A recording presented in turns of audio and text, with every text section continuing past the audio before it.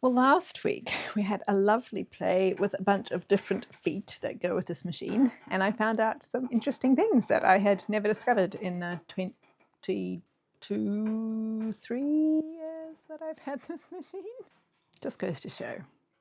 Today we are going to use the buttonhole foot, and we're going to make a buttonhole, unsurprisingly.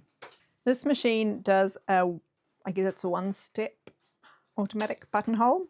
So there are cheaper machines that do like 2 or 3-step buttonholes. No idea how those work. I haven't tried one. Your machine manual would tell you if you have one of those machines. This one does 1 step, so all I need to do is put it onto the buttonhole stitch, put the buttonhole foot on, get all the settings right, pull down the special lever, which you will meet soon, and make sure I know what size the buttonhole needs to be. And we're away laughing. Before I put my buttonhole foot on, I need to put my button into this little slot here. And then shut it as tightly as I can shut it without the button doing weird stuff. That's going to tell the sewing machine how big to make my buttonhole.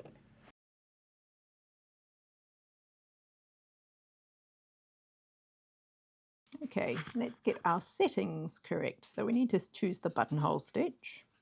The tension needs to be in that range, which it is. The width needs to be decent. I'll put it in the middle. And the width needs to be just anywhere under that buttonhole symbol. Now we're going to imagine that I want a buttonhole in this piece of fabric. I have 2 layers. Normally if it's this kind of fabric, a woven cotton for example, you will be doing it through 2 layers because you'll have a fold over for the placket of the shirt. Now we have a bottom line, a top line and a vertical line. Patterns tend to tell you to mark them in that way. The bottom line is what I want to pay most attention to right now. If you have a look at the back of this hole, you can see 3 kind of bumps underneath. So we're going to line our line up with those 3 bumps, and we're going to make sure that the center is in line with the center bump. So our vertical line in line with the center bump.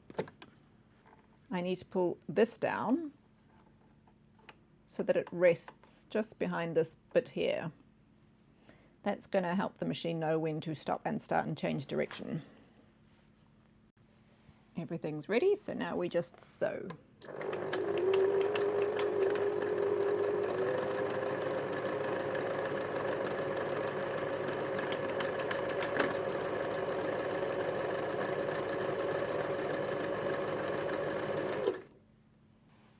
And there's my buttonhole. To open it up, I'm going to take my seam ripper. I'm going to start at one end, carefully insert it, and carefully push it, being extremely careful not to rip any threads, to about the center. Then I'll do the same from the other end.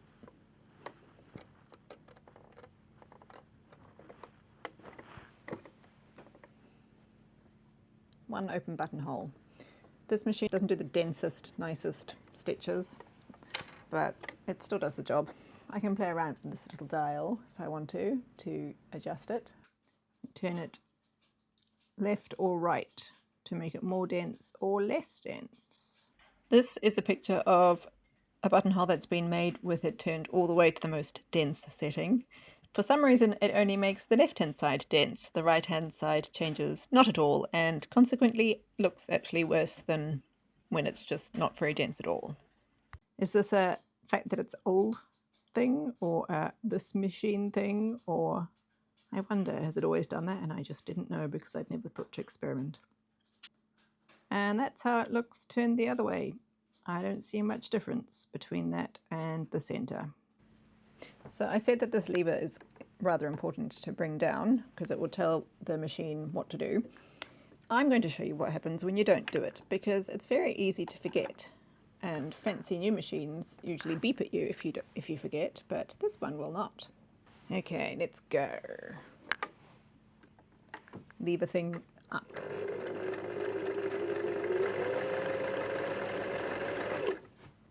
I've got to reset it.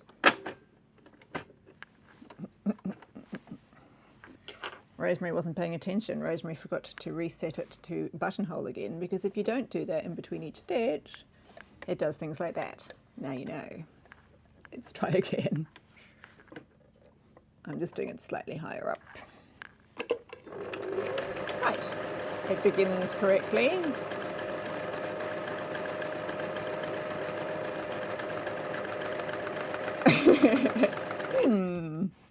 And that is what you get. That is not a buttonhole, it is a confusion.